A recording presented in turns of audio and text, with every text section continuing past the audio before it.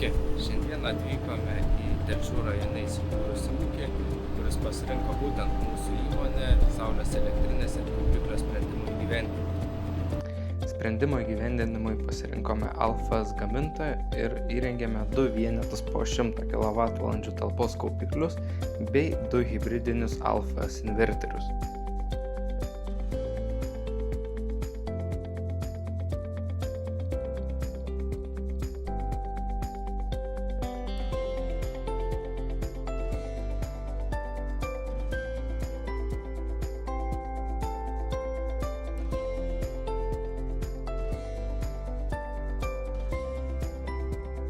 Šio komplekto priderinome ir 100 kW saulės elektrinę, kurią įrengėme ant stogo. Saulės elektriniai pasirinkome 455 W Trina Solar saulės modulius.